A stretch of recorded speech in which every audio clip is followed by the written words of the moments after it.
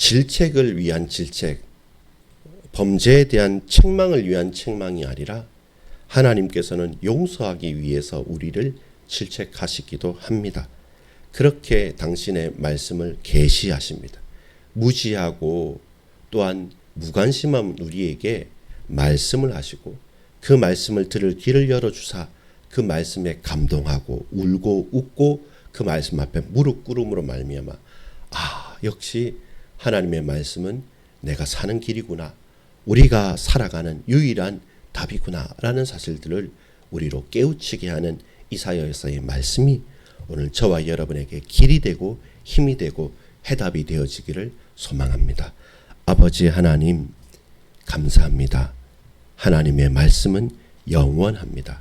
그 여호와의 말씀이 우리에게 유일한 답이 되며 기준이 되며 생명수가 됨을 고백하오니 주의 말씀이 들려지고 믿어지고 고백되며 성취되게 하옵소서.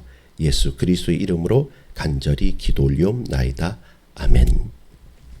여러분, 하나님의 말씀이 계시라고 하는 것은 우리가 열심히 깨달아 알 수 있는 것이라기보다는 하나님께서 우리에게 보여주시는 만큼 우리는 보게 된다는 것, 하나님께서 우리에게 눈을 열어주셔야지만 우리가 알 수 있다는 사실, 주께서 우리에게 말씀하시고 들려져야지만 들을 수 있다는 것, 하나님께서 보여주지 않으시고 들려주지 않으시는데 우리가 연구를 하고 노력을 해서 하나님께서 말하지 않는 것까지 우리가 비밀을 발견하는 수수께끼 무림 비급이 아니라는 것입니다. 그래서 우리는 하나님의 말씀에 귀 기울여야 됩니다.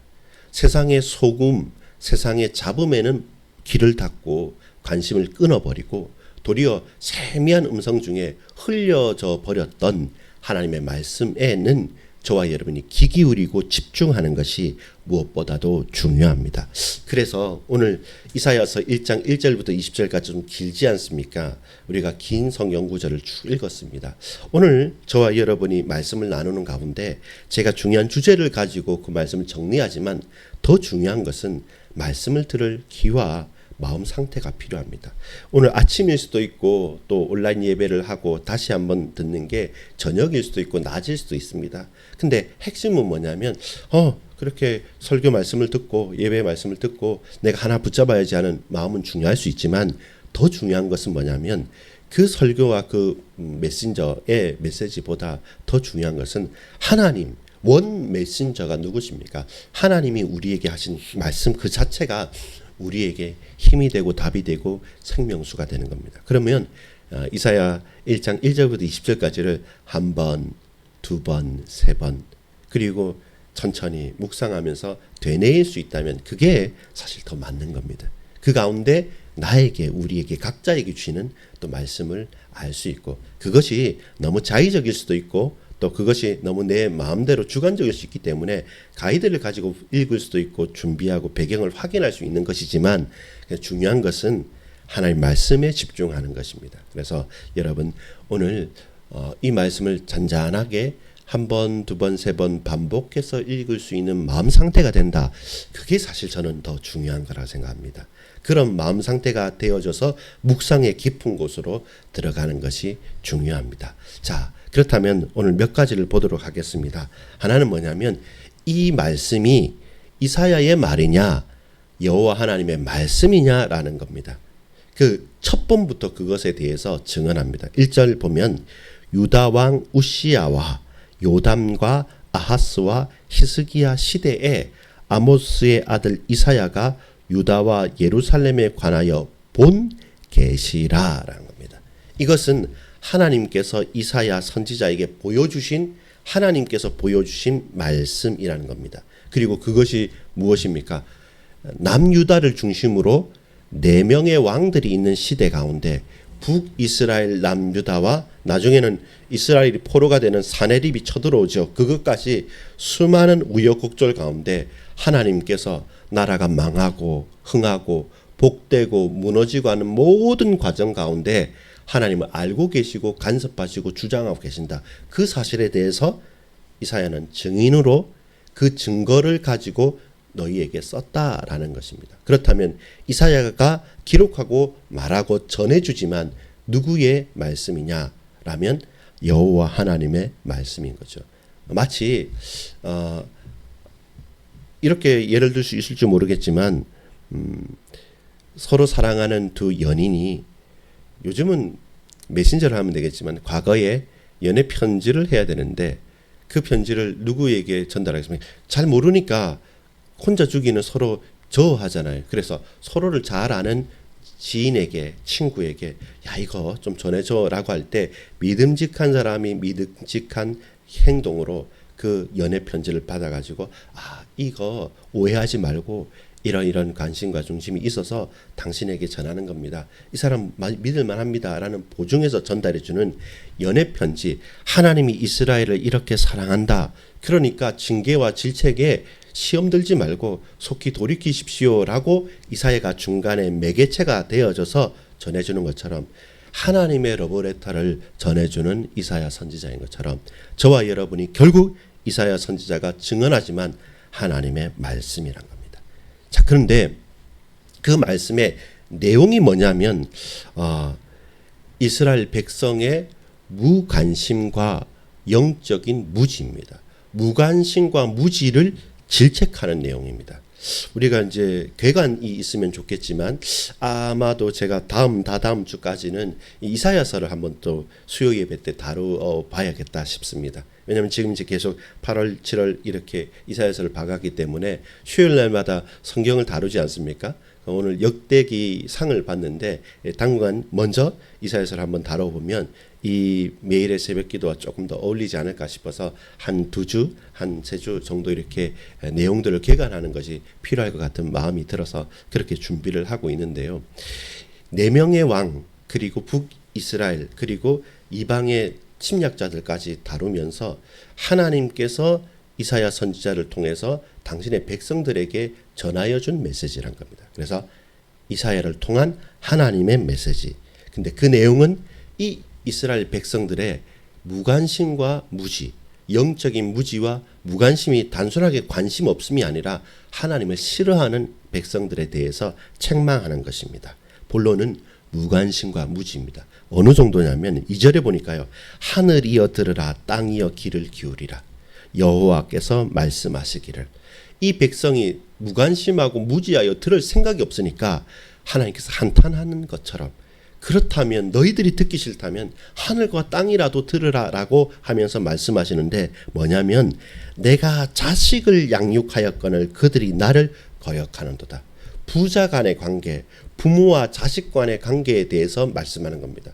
그 부모가 그 자녀를 귀하게 여기고 그들이 바르게 자라갈 수 있도록 모든 것을 공급했는데 그들이 장성하고 그들이 자라가면서 더더욱 머리가 굵어지고 그들의 힘이 강해질수록 어떻습니까? 나는 아버지 싫습니다. 나는 어머니 싫습니다. 나는 내 맘대로 살겠습니다. 내 인생에 간섭하지 마십시오. 빠지십시오. 라고 하면서 집에 살아가면서 그 용돈은 받으면서 그 모든 것들은 다 누리고 싶으면서 정작 하나님, 정작 내 부모를 거역하는 폐륜아가 돼버린 겁니다. 그게 누굽니까? 이스라엘이죠.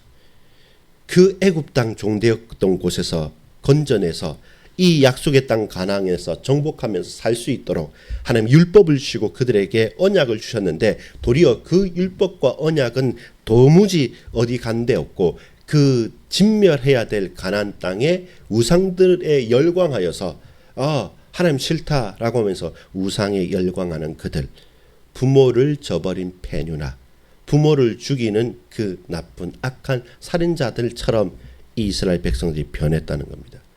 어느 정도냐면 이게 정도의 차이가 마치 이제는 짐승보다 못하다라는 표현을 하는데요. 보겠습니다. 3절입니다. 소는 그 임자를 알고 나귀는 그 주인의 구유를 알거만은 이스라엘은 알지 못하고 나의 백성은 깨닫지 못하는도다. 이것이 영적인 무지와 무관심의 비유 두 가지입니다. 하나는 부모를 폐륜, 부모를 저버리고 거역하는 자식. 또 하나는 그 소와 나귀는 짐승도 그 주인의 음성을 알고 주인을 따르고 짐승도 자기가 먹을 구유가 어딘지 알고 자기가 먹을 곳으로 가는데 이 이스라엘 백성들은 주인도 몰라보고 내가 먹고 살아야 될 영혼의 양식도 저버리면서 우상을 숭배하고 더욱더 여기서 나오는 그 아하스 임금 같은 경우에는 우상 숭배하면서 자기 자식들까지 바쳐버리는 이 말도 되지 않는 일들을 행하는 이스라엘 백성들에 대한 책망입니다. 하나님에 대해서 관심이 없어요. 아니, 하나님을 거역해요. 하나님을 대적해요. 그리고 뭐가 사는 길인지 뭐가 죽는 길인지 똥인지 된장인지 구분조차 못하면서 영적인 무지로, 근데 자기들은 나는 제대로 살아간다. 이것이 최신 유행이고 이것이 성공하는 길이고 이것이 내가 잘 사는 길이다 라고 말하면서 목소리 높여서 외치면서 우상 숭배하는 이스라엘 백성들을 책망하는 겁니다.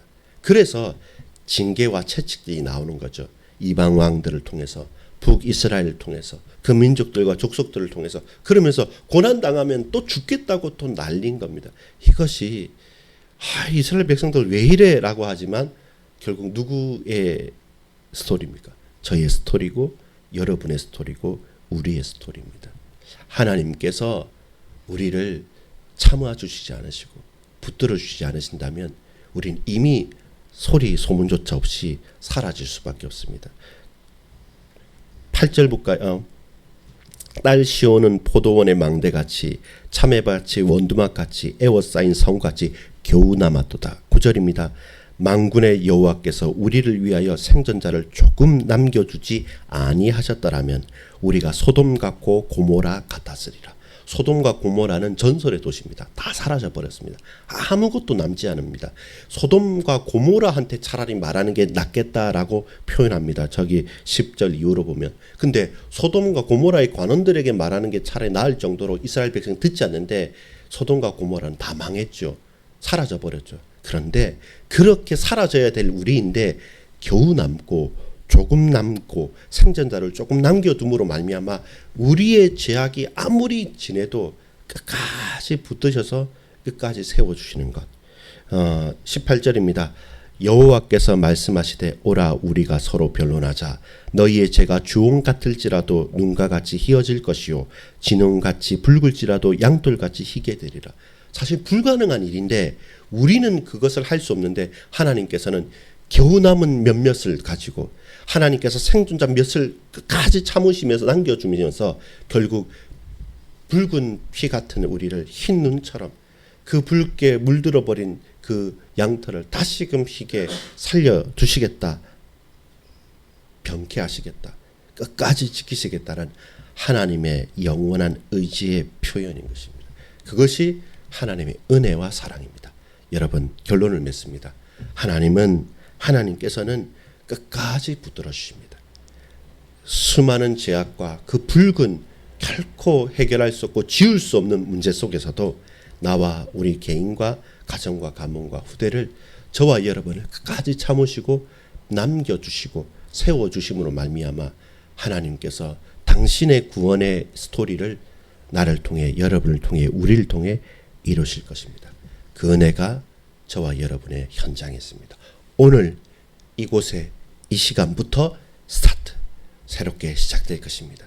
영적인 무지와 그리고 무관심을 벗어버리십시오. 하나님을 바라보십시오. 하나님께 엎드리십시오. 주님께서 지금도 그 몇몇 남은 저와 여러분을 찾으시고 붙드시고 끝까지 이끌어 주십니다. 그 은혜가 있기를 축복합니다. 소망합니다. 기도합니다. 아버지 하나님, 우리는 하나님을 거역하고 우리는 아무것도 없지만 그러나 하나님은 끝까지 참으시고 나를 남겨두시고 나를 생존케 하사 우리의 가정을 살리고 교회를 살리고 우리의 현장을 살리고 이 나라와 민족을, 인류를 살려주실 줄 믿사옵나니 주의 손에 붙들린 바 되어져 나아가는, 징계를 위한 징계가 아니라 결국 용서하시고 치유하시고 회복하실 하나님의 은혜를 찬양합니다. 구주 예수 그리스도의 이름으로 간절히 기도합니다. 아멘.